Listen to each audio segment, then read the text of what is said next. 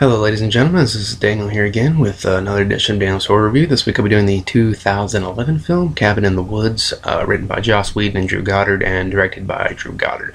This film stars Thor himself, Chris Hemsworth, Kristen Connolly, Fran Kranz, Richard Jenkins, and Bradley Whitford. There's not much you can say about the plot without giving away key elements that will ruin the movie for people. So pretty much I will say 5 friends go to a cabin in the woods and terror ensues. What this movie does pretty much is it parodies and pays homage to horror films of the past and the genre in itself. And what I mean by that is the first half of the movie follows every cliche in the world when it comes to movies like this, but they're doing it on purpose. And they're explaining why they're doing it and why these things are happening, and they're trying to be satirical, I guess you can say. And so I mean, for example, the 5 friends that go to the cabin: jock, slut, stoner, smart guy, and virgin. On the way to the cabin, they stop at a gas station and meet a creepy gas station guy who is like the foreboding type that you should probably know to turn around at this point, but they keep going. So, I mean, the first half of the movie is filled with these little cliches and these little the stereotypes and all the things you would expect to see from a movie like this. But then there's another half of the movie that is completely different and original and is explaining why everything is happening like that and why everything is happening in general. And Richard Jenkins and Bradley Whitford are in that second half, and they are fan-fucking-tastic in this movie.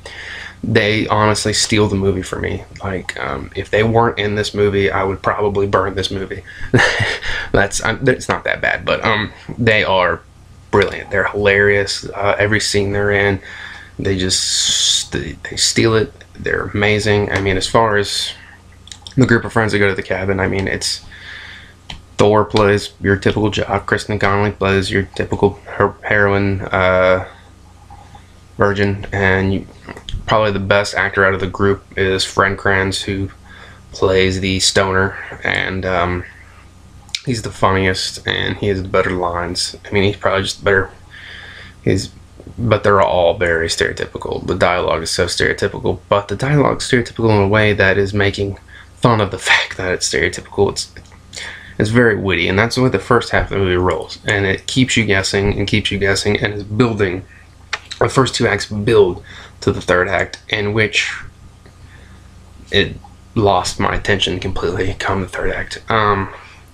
What should be a movie that I absolutely loved because it was funny, and it had some gory moments, and it had boobies, and it had everything that I normally love. What should have been a movie that when the credits hit, I stood up and just began to praise how amazing it was, fell flat for me in the third act, and here's why.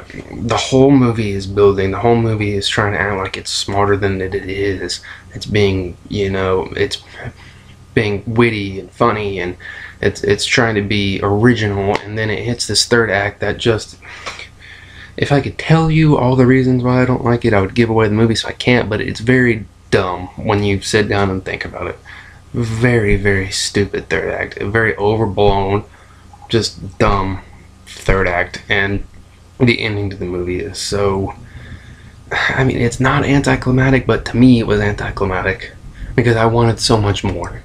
I think they could have done so much more with this, and Joss Whedon is an amazing writer, and his help was on this project, and I have to imagine that he probably wrote the first half because I love a lot of the things that he's done. Firefly, Serenity, original Buffy movie, Avengers, so on and so forth. He's just an amazing writer. I mean, he's written so many great things.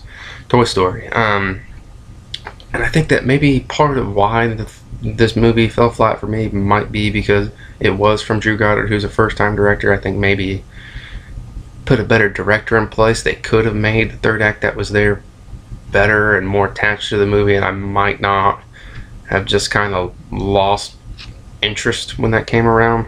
I think the direction was kind of bad, and part of the reason I say that is, especially in the first half of the movie, when you have a lot of dark sequences in the cabin, I couldn't see shit. Like, it was way too freaking dark for me. I don't know if they've ever heard of lighting or whatever, but there were certain points in the movie where I'm like, what the fuck? I can't. What the fuck is happening? All right, and there's a lot of cutaways, and I don't know.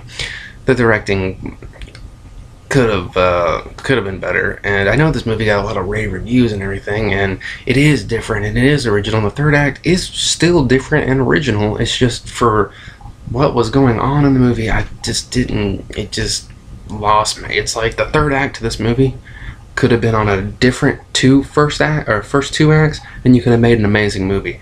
And then the first two acts of this movie should have had a different ending, and it would have been an amazing movie. To me, if you would have separated the two, you'd have two fantastic movies. But just to me, the third act did not flow with the first two acts, and it just really went out of the ballpark. I mean, totally left field and lost me.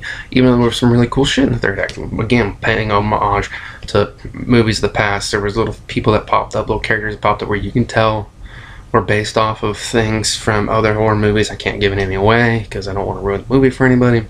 And then in the first half, some more homages would be the cabin looks just like the cabin from Evil Dead, and there's a cellar sequence where the door flies up and poof, that reminds you a lot of the Evil Dead. And so, I mean, there was little cool things in this movie, and it wasn't all that bad. It was definitely entertaining, but this could have been a masterpiece in my mind's eye. This could have been a 5 out of 5. I could be screaming at you right now to go to the store and buy this, but I'm not going to, because it was just okay. It was just good. And normally a good horror movie, normally good's good, but in this circumstance, this could have been great. And you fell flat. Disappointment. So I'm going to give this movie 2.5 out of 5. Nah, I'll give it a 3. 3 out of 5. Rent it. I think that this is going to divide a lot of people. I think there are going to be people out there that's going to absolutely love this movie, and I think there's people that's going to feel like I do, where it was okay. It could have been amazing, but it was just okay. So, I mean, that's that, and see you next week, kids.